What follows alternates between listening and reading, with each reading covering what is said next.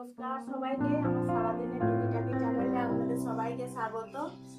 Skip না করে পুরো ভিডিওটা দেখতে থাকুন।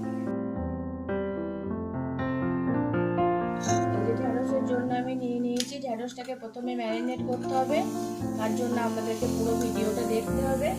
আর এতে লাগবে এই যে সর্ষে, পোস্ত, কাঁচা লঙ্কা বাটা, যে বেসন, আমি দিয়ে দিচ্ছি হলুদ, অল্প পরিমাণ লবণ, কাশ্মীরি লঙ্কা, বেসন। এটাকে আমি ম্যারিনেট করে নেব।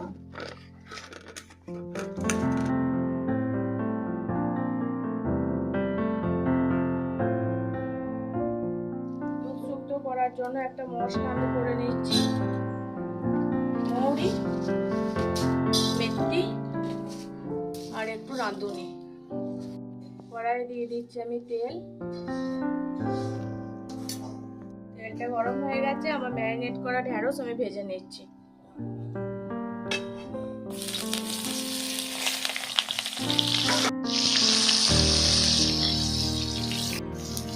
ভাজা হয়ে গেছে, আমি তুলে নেব।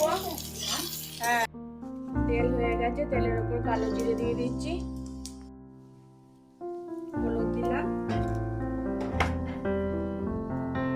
আর দিলাম কাশ্মীরি লঙ্কা।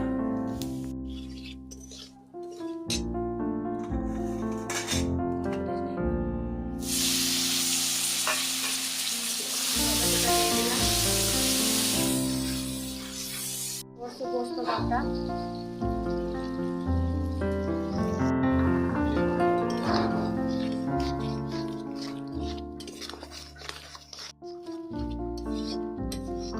কালারটা কত সুন্দর এসেছে দেখুন। আমার হয়ে গেছে, এবার আমি দিয়ে দিচ্ছি ঢেঁড়সটা, ভেজে রাখা ঢেঁড়স।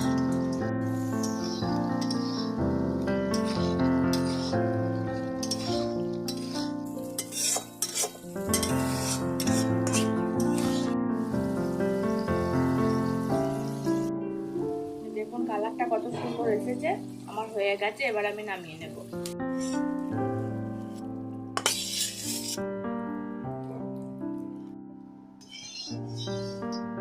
কড়াইয়ে তেল দিয়ে দিয়েছি, তেল গরম হয়ে গেছে। আমি এবার সমস্ত সবজিগুলো একে একে ভেজে নেব। নিচে এরকম তেল খুব গরম হয়ে গেছে, বড়ি আমার লাল হয়ে গেছে।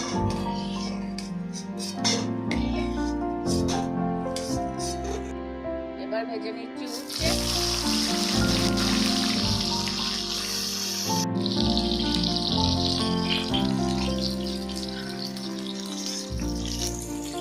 এটা হয়ে গেছে, আমি তুলে নিচ্ছি। দেখো আলু, আলু ভাজা হয়ে গেছে, আলু তুলে নিচ্ছি।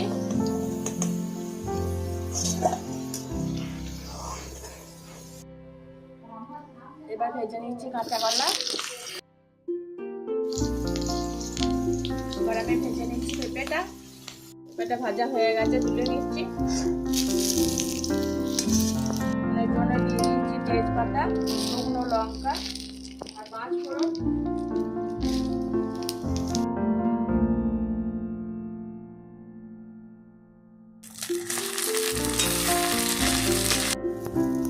এবার দিয়ে দিচ্ছি আমি ভেজে রাখা সবজি।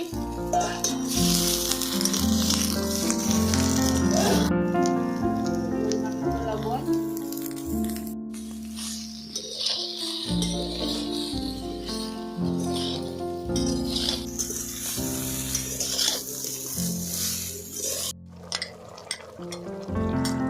এবার দিয়ে দিলাম কাজু বাদাম বাটা,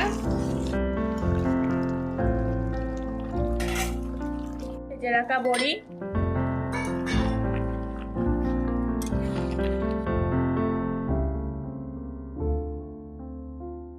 দিয়ে দিচ্ছি আমি দুধ, আবার সেই স্পেশাল ভেজে রাখা মশলাটা। হয়ে গেছে আমার দুধ শুক্তো একদম রেডি। এবার আমি নামিয়ে নেবো, বেশি নাড়াচাড়া করলে সব ঘেটে যাচ্ছে।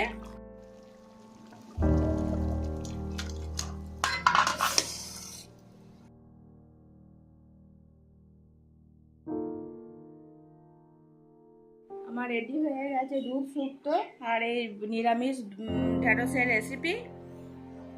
আপনাদের যদি ভিডিওটা ভালো লেগে থাকে তাহলে লাইক করবেন, কমেন্ট করবেন, ফলো করে পাশে থাকবেন। সুস্থ থাকবেন, ভালো থাকবেন। দেখা হবে আবার নতুন কোনো ভিডিও।